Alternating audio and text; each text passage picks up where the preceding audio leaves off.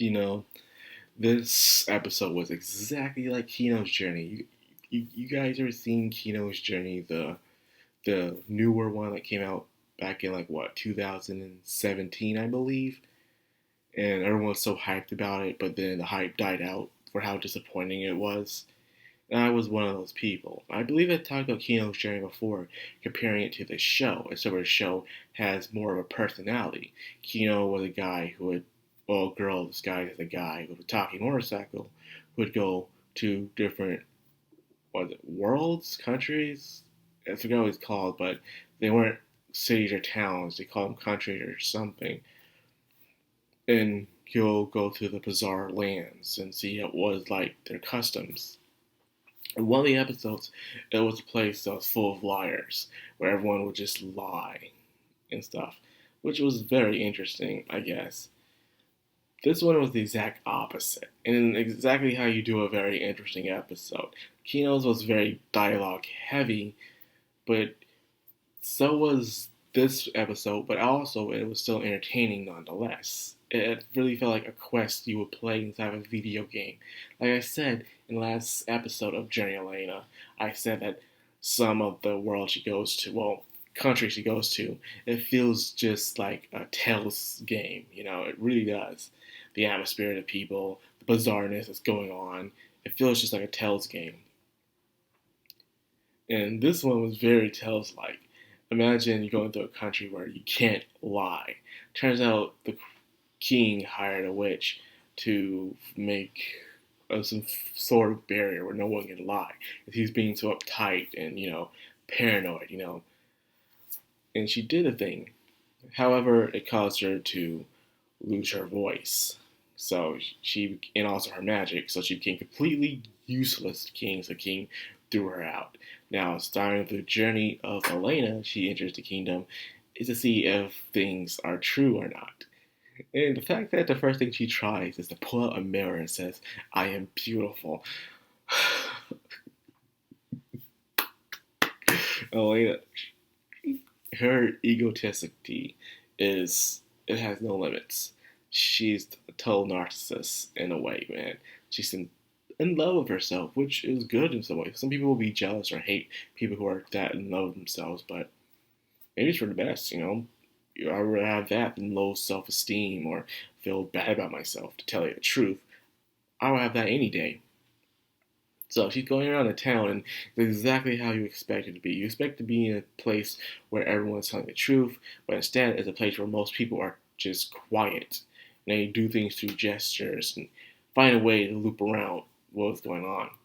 Despite what was going on inside the place where everyone could not tell a lie, Elaina was still being tricked, especially with the bread she bought and how terrible it was, even though it still was good. There's even loopholes around as they were reading, proving the flaw within the king's ideal. People will find a way to be corrupt even without telling the truth, even without lying as well. It's bound to happen. We humans are creatures who love to work around the system. No matter how difficult, no matter how hard the system may seem to be, we will find a way around it, no matter what you do or try. Why do you think pirating is still going on right now? Or other things? We'll get you. And in the midst of this, people are very tense and stressed out. So heck, even a common drama fight is something they are willing to see. It's the reason why you see a lot of violence in the world. The media may say you need less violence, but let's face it, it's entertaining as hell, despite how devastating it may be. And when you're in a society where you can't do much or things are going bad, someone else beating each other up is what you want to see most of the times. Why didn't they do that in Rome with Caesar or the other people when they had the Colosseums? People want to see that. They'll pass out food to them and watch the combatants fight against each other or some sort of animal. That's how it was, and it's kind of way like that right now, but very, very different. Less lethal, I would say. And we also got ourselves a special little guest, Saya. Saya is here, and she is part of the Magical Association in a way. I guess the Magical Association could be like they're the cops. You ever played Fallout, New Vegas, the NCR? They move into the Mojave, and they're trying to govern it even when people don't want them to. That's the magical association here in Journey of Elaina. They meddle in all the time, they receive jobs, and they get things done.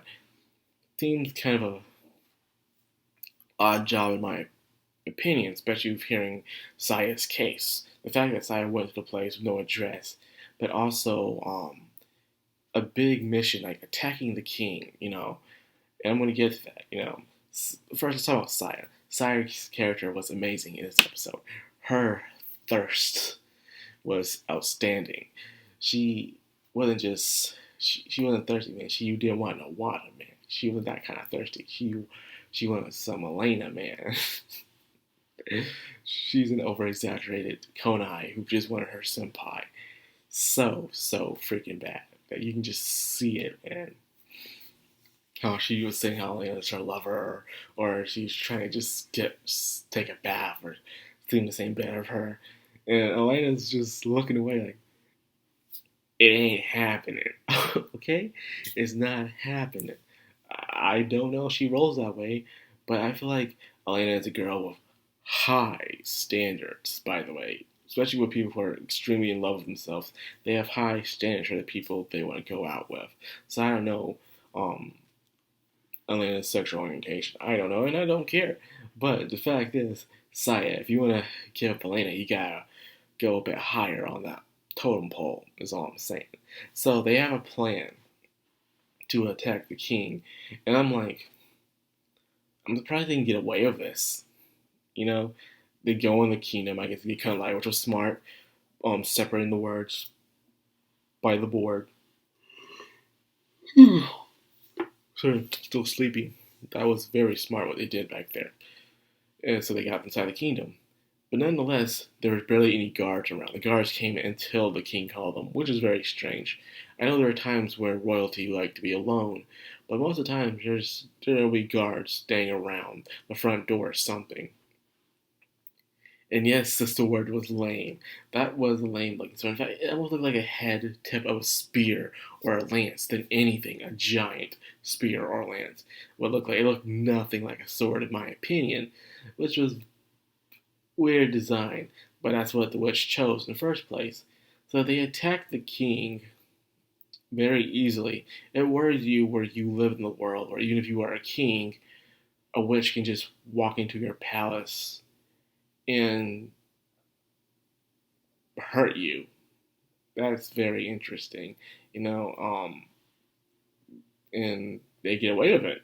I guess because the king realized what he was doing was wrong, and after they broke the sword and realizing the flaw in his plan, that people will still be deceiving even without telling a lie. Why do you think lawyers exist? You don't always have to lie in order to get what you want out of people. You can use the truth itself in a very bad way. It has been proven a lot. I mean, look at the news, for crying out loud. It's one reason why I stopped watching mainstream media news. It's for how much they'll take the truth and they'll just go wrong with it. But anyways, that is my opinion on that matter. So all is finally right with the kingdom. It's no longer the kingdom of true tellers. It's now a regular kingdom. So instead of the king holding a very crappy sword, he's now wearing flowers. So her and Saya go off. It was very nice. This was a very nice, comedic, adventurous episode. I liked it very much. The kingdom itself had a better atmosphere, despite the fact that Elaina does go to certain places. Not a lot of the people themselves have an interesting atmosphere. This one, you can feel it here, especially because the curse itself caused that to happen. So that was a very plus side, in my opinion. And that is all I have for the Journey of Elaina. Another good, well animated, perfectly executed, beautiful episode. Am I kissing the show's butt too much? I probably am, but can you blame me? Let's face it, I actually dropped 2 anime actually this season, to tell you the truth. I dropped 2 of them. Because the way I didn't like they were going. For instance, I'm standing on 1,000,000 or 1,000 lives or something. That one ended up being very disappointing, and Assault Lily Banquet ended up being very disappointing. Despite how good I think the animation is, I didn't care much for the characters. They were too generic and bland. Boring. It was completely boring in my opinion, so I had dropped them. Um, I'll probably do a must watch later down the road when I get time or not feeling tired or busy of some anime that I am watching this season that are pretty good.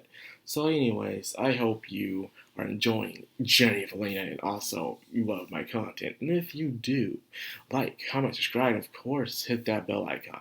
This has been Madcrown on Anime, signing out.